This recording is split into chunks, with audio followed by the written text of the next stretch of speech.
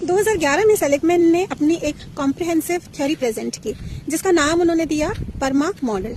इस PERMA model के अंतर्गत P बिलोंग करता है पॉजिटिव इमोशंस को, E बिलोंग करता है एंगेजमेंट को, R बिलोंग करता है रिलेशनशिप्स को, M is for meaning and A is for accomplishment.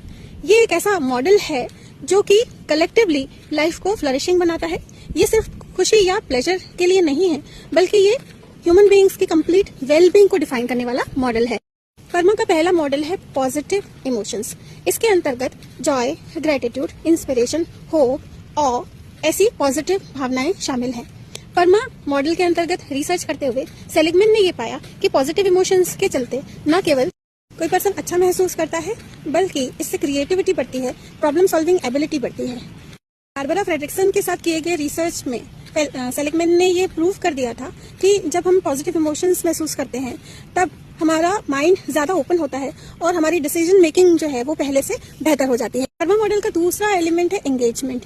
Engagement एक ऐसी स्टेट होती है जिसमें कोई पर्सन किसी भी काम में बहुत ज्यादा तल्लीन या इन्वॉल्व हो जाता है। जैसे कि कोई पोएट पोएट्री में, कोई राइटर राइटिंग में, कोई म्यूजिशियन म्यूजिक में इतनी गहराई से जुड़ जाए कि उन्हें समय का पता ही न चले। स्टेट एक तरह से स्किल और चैलेंज का एक परफेक्ट ब्लेंड है, और जब ये स्थिति आती है तो पर्सन जब तक अपने गोल को अचीव नहीं कर लेता तब तक उस काम में लगा ही रहता है, और इससे किसी पर्सन की पॉजिटिव इमोशंस को डील करने में और उनको एनहेंस करने में भी हेल्प मिलती है। तीसरा और आर्ग्यूएबली सबसे इम्पोर्टेंट चैलेंजिंग प्रेडिकेटर है रिलेशनशिप्स। सेलिगमैन ने बताया रिलेशनशिप्स किसी भी पर्सन के लाइफ के डायरेक्शंस को डिसाइड करने में बहुत ज्यादा अहम रोल अदा करती हैं, क्योंकि रिलेशनशिप्स ही किसी पर्सन के अंतर्गत पॉजिटिविटी को एनहेंस कर सकते हैं। उनकी एक बहुत ही फेमस कोट भी है जिसका नाम है अदर पीपल मैटर।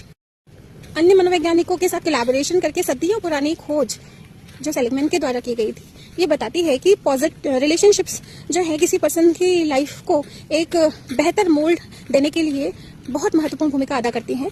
जिस व्यक्ति के सोशल कॉन्टैक्ट्स अच्छे होंगे वो मेंटली तो फिट रहता ही है, फिजिकली भी फिट रहने के उसके चांसेस बढ़ जाते हैं। परमा मॉडल का चौथा एलिमेंट है मीनिंग। अक्सर हम बात करते हैं कि लाइफ मीनिंगफुल होनी चाहिए। ये मीनिंग तभी मिलती है जब कोई पर्सन या तो फैमिली को अपने लिए इम्पोर्टेंट मानता हो, कम्युनिटी के लिए को अपने लिए इम्पोर्टेंट मानता हो, कोई लक्ष्य चाहे वो करियर पॉइंट ऑफ व्यू से हो, व्यक्ति ने निर्धारित कर रखा हो, या कोई विश्वास जिस पर वो खरा उतरने के लिए कुछ भी करने के लिए तैयार हो। तो मीनिंग या डायरेक्शन अगर किसी पर्सन की लाइफ का पहले से डिसाइडेड है तो उसकी वेलबींग के लिए एक बहुत ही बड़ा निर्धारक साबित हो सकता है। मैंने बताया कि मीनिंग का सेंस जो है किसी व्यक्ति को डिफिकल्ट टाइम्स में भी रेजिलिएंट बनाए रखता है, जिससे कि लाइफ जो है वो पर्पसफुल और मीनिंगफुल लगने लगती है। के परमा मॉडल का अंतिम एलिमेंट है अकम्प्लिशमेंट, जिसका अर्थ है गोल अचीव करना।